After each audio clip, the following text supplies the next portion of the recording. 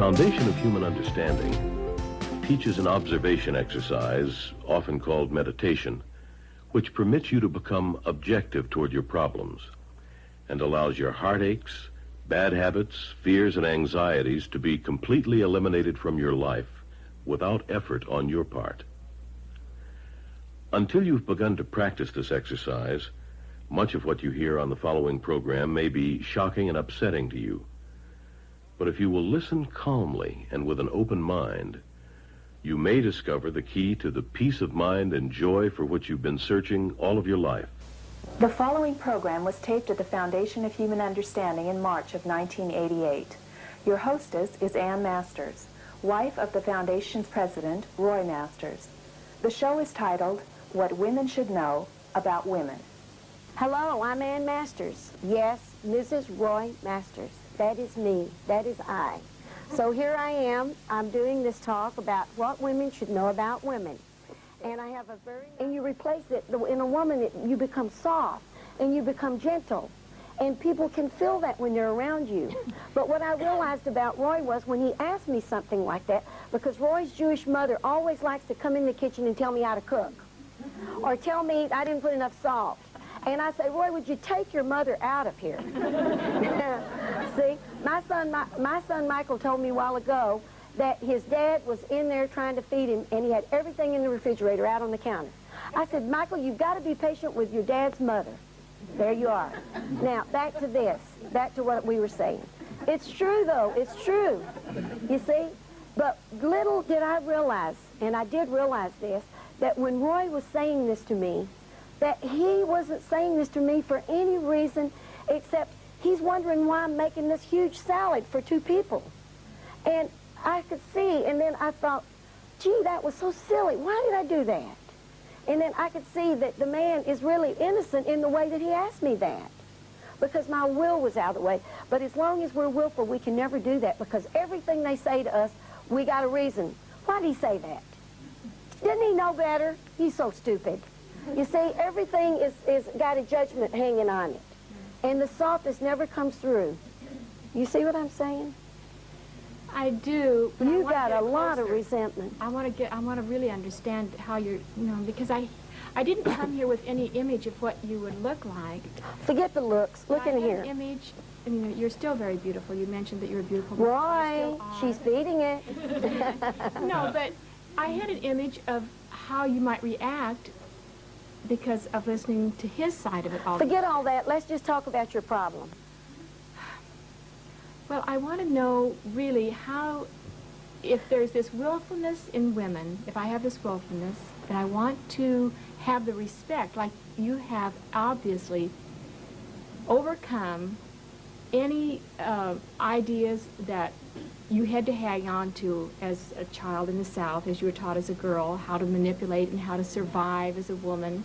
You've overcome this being married to Roy and let it go and let his judgment rule what your family does. Excuse me, I've always done that, even while I was judging him. Because in the South, you see, women are born to serve. Yeah. And the man is head of the family, and he makes the decisions. And he does all these things that a man is supposed to do, and the woman does the cooking and all that. That's not what we're talking about. No. No. You see, you're talking about outward things. You're not talking about what we're really talking about inward things. And what you have failed to see is that your willfulness has affected your marriage. It has affected your marriage very greatly. So what you have to see is all these little ways in which you are being willful with your husband. And if you see that your husband tells you that you're making too much salad, and you see immediately that you made a judgment to him, if you say it with words, you should say, I'm sorry, that was dumb, I shouldn't have done that. And that is the only way that what you said to me was the only way that you don't ever get your willfulness out of the way. You don't ever conquer it.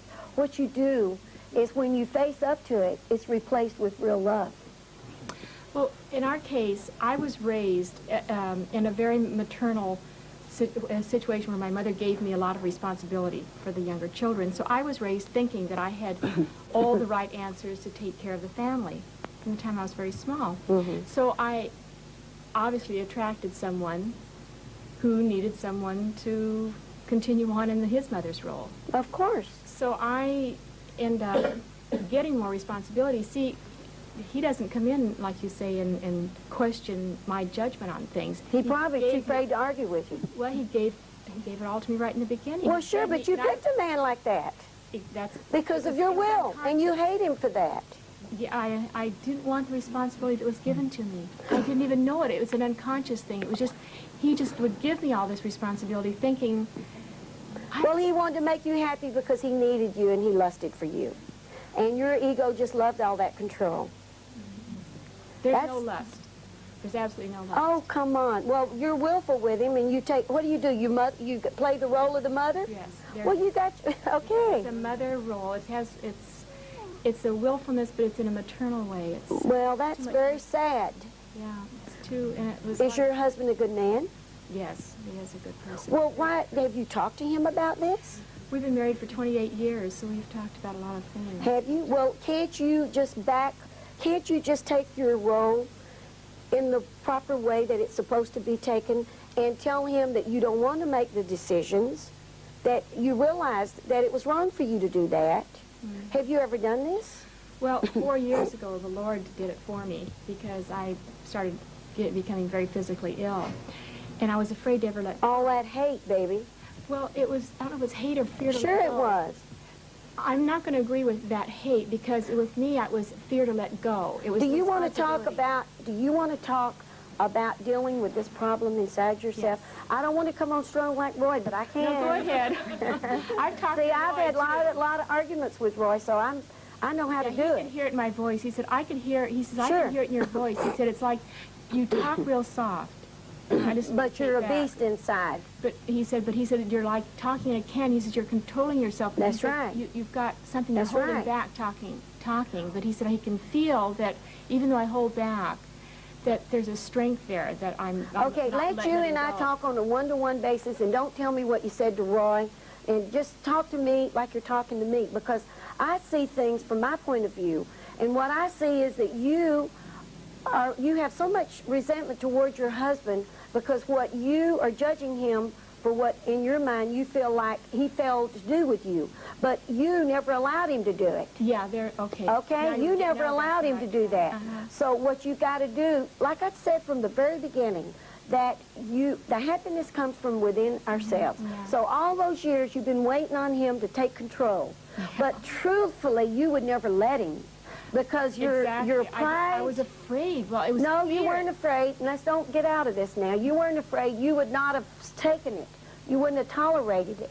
But after 28 years, you don't want to go your separate ways, and that's not the answer anyway. What you have to realize that your willfulness has been the thing that's brought you down to where you are now. So you have to be able to recognize that this willful part of your nature is the problem that's caused you to have the resentment towards your husband and not want to be that way anymore. You have to realize this, that your husband was probably set up when he was young, and he was attracted to you for that kind of person because being the way he was, as you say, that you were set up when you were little for the responsibility and all that. I had the same thing, but I wasn't attracted to that kind of man. So, you see, the answer really lies inside you, not in your husband. So you got to realize the man can't help but be the way that he is. And since you are stronger than him, you have to back away and realize that it's not so much the strength that you're dealing with, it's your will. I know, I can see it. Yeah, it's an overdeveloped sense of responsibility. No, it's an overdeveloped sense of hate. It is, I'm telling you. I Because, resent the fact that he didn't take over and take the but you wouldn't have stood for it. I see. You would never have stood for it because you're such a willful person. That's what I'm saying. It all comes down to will. And if you get your will out of the way and say, God, I want my will to be your will. And by that, you don't plan anything. You see things for what they are. You see them through the eyes of innocence. My husband sees everything through the eyes of innocence. I haven't always, because my will has been in the way. And when he told me about that salad, my will did not like that. And this is what your will doesn't like. If your husband were to oppose you in some way, your will would bite him. You see what I'm saying? He wouldn't be able to take the pain of it. Well, 4 years ago, the Lord did it for me. He was gracious enough to do it for me. right. It's the happiest I've been because I physically had to let go. Now, And let's maybe talk never- about you. You told me about that already. That's 2 times. Now, let's talk about this. What you want to do is realize that you have to recognize the fact that you're a very willful human being. You have to back away and quit looking to your husband to change, because the change has to come from within you. And the only way that can do is, you see, people think that they can give themselves grace. People think they can give themselves humility, and they can give themselves all softness and all these. They can't do that. That comes as a gift from God, from getting your will out of the way. And how do you do that? If your husband sees you making this, a perfect example about the salad, you just realize that the man can't help himself. But you're probably so full of judgment, you know, you anticipate his every move, and you resent it even before he moves. I assure you, you do that. I assure you, you do that. With this man being as weak as he is, I assure you, you do that. I did before I let go about 4 years ago, but now... No, don't tell me that story again, please. But I'm doing better. Did you hear what I said? Yes. Do you The understand? reason I know what you said because it's... I've got to be strong now, because you keep getting away. Really? Let's just... Now, see, in my heart, I feel like I'm finally getting with... I'm understanding No, what you're you saying. are, because I keep coming back to the point. Here's what you got to see. It's your willfulness. It's you making these little petty judgments. It's you resenting him for every little move he makes. The man probably feels like he can't do anything in the world to please you. Is that true? Yes. I know. I don't know your husband, but I know you. See? So what you have to do is just try to realize that this is your will operating in you. Every woman has this will operating in them. And you will only know when you are facing your will is when you are able to recognize those little small irritations and you see the innocence of it. That's how you know that your will is not operating and something much greater is operating through you. But you can't get high on that either. Say that again. I can't say that again. Wait, That came from in Just here. the last little part. I don't talk from up here. The little innocence, that little last little part, you just sat back and you see the last... You see the... I don't remember how I said that. Okay, did you get the gist of what I said? Think about your problem. Just try to understand that you're willful. You're where you are because you put yourself there. And that's not what you want. You should tell this to your husband. You should tell him you've been far too overbearing, you've been too strong, and you've been too willful. And you see these things and you don't want to be that way. You're sorry. And then when you see him being dumb, then you got to, don't nosh on that little bit of judgment. Just sit there and realize that it isn't you, it's an identity in you. Do you understand that? Yes, I understand that. Okay. Now, do you get what I'm saying? Do you understand what I'm saying? All right, now that's plenty for you to think about. Okay. Yes, you can ask me a question. I would just like to know, are you still angry from the first time you were dumped on as a kid with responsibility of the early children? And was this was this anger brought forth Well, that's when it was put in from her. the earlier? How old were you? Child? Roy just brought me to that point about 3 months ago. I realized it started when my mother remarried my stepfather. Okay, this is when it got into her. Yeah, that's She's right. old enough to know better now. When the anger came, right? You see, you know what my husband tells me now? You can't blame people anymore, it's you. See, because we can all blame. That's when the willfulness got in. We can blame and keep blaming and keep on blaming. But the buck stops here. Yes. It's you, yourself, and I. So let's don't get away from that point, because that's another little thing to keep us from suffering that pain of our own will. And that's not what we want to do. And I have a question. Yeah. You mentioned to her that she should confess her, I guess, faults. Her or whatever, resentment. her resentments to her husband. Yes, she should. What if, and I'm not sure that he will, but what if he takes that confession and uses it as... That's his problem. You see, we don't look at that other person. Now, let me give you an example. When I see my son and his wife argue, she gets so emotional, and he always looks so good. I said to her, and she's crying and she's telling me about it. Now, this is my daughter-in-law, not my daughter. I said, you know what you're doing? You're so busy looking at him. You don't see your own bad reaction. We always look at the other person. What she has to do is start looking at herself. And she should be able to do that through meditation. That's what the meditation is. It's the oldest prayer from a long time ago from the ancient mystics. And that's what it is. It's prayer. Don't you people feel that it's prayer? Yes. And that enables us to have an extra key, inward key, that we don't have to be an approval-seeking person. We don't have to be willful. We don't have to be full of hate. We don't have to be full of resentment. And that way we won't have the guilt. We won't have the frustrations. We can just be.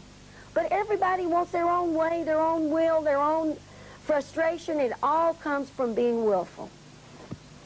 You already asked a question. Yeah, I did, but, you know, he was trying to... If you ask a question, this time, ask me a question about yourself and not your friend. Well, this pertains to women, and I'm sure that anybody can benefit by this, but dealing with a woman or women that put men on pedestals, and I have a particular woman in mind that goes to church 7 days a week, and she just lost a daughter, 20-year-old daughter, to leukemia about 3 weeks ago, and she plays God. She's trying to do good, but she doesn't realize that she's... Yes. Hi, I was wondering, I have some friends who go to a church where there's a woman pastor, and I was wondering if they can stay in the church where there are men and a woman pastor. Does that mean they hate men, or does that just really have nothing to do with it directly? Could it just be because, you know, the scriptures say women shouldn't usurp authority, but, you know, this is a woman pastor, and she, you know, is over a lot of men. Did you ask me, should they stay in this church? Well, no, I'm saying, is this a sign that they hate men if you do stay in the church? The women? Yes. Gee. Well, The thing is, pastor. okay, I'll just say a couple of things about that. Of course, Roy does not feel that women should preach. And because, see, women have such fantastic wills that because he said to me on Sunday, now don't you be egotistical, see, about this talk. I said, no, I'm not. And I knew that I wasn't. But he doesn't tempt me, he tests me to see, because I'm really his responsibility as far as that growth is concerned. So when you say that your question was, do these women hate men because they go to, well, I would say that women have some good things to say. And I cannot really determine whether or not these women hate men because they go to this church to hear this woman. That's not a good question for me, okay? Because again, that's me trying to figure this thing out. I can't do that, okay? I wish I could, but I sort of gave you all I had for what it's worth on that. 2 minutes? 2 minutes. Okay? You and I should talk sometimes. Some of my friends think Mr. Right is someone who's kind and can see in you. And they think that Mr. Wrong is someone who's nerdy and loony. But if they want Mr. Right, they're wanting Mr. Miracle. And Mr. Wrong would be like someone who would be Mr. Normal. Could you tell me that in plain English? Mr. Right and Mr. Wrong? Well, my friends think Mr. Right is someone who could see through you and sympathize with you. And Mr. Wrong is someone who can't, who's just selfish. But when they want that in a person or guy, they're telling me that they want Mr. Miracle. And Mr. Wrong is Mr. Normal, but Mr. Miracle, they want Mr. Miracle. I heard what you said, but I don't know what's it got to do. I don't understand. Okay. How does that affect you? They want me to be Dear Maggie. What? They always want me to be Dear Maggie. Well, are you? No. So that's all you care about. See, you don't want to get pulled in with people that way because you don't want to be an approval-seeking person. You don't want to be in with people just to be in with the crowd and to be accepted, because you want to be an individual. And these people are all outward people, and that's not where it's at. You see everybody full of frustrations and pain and suffering because everybody lives from the outside. Well, that's it. The hour's up. I don't know. It was fun. Is that going to be it? Beautiful.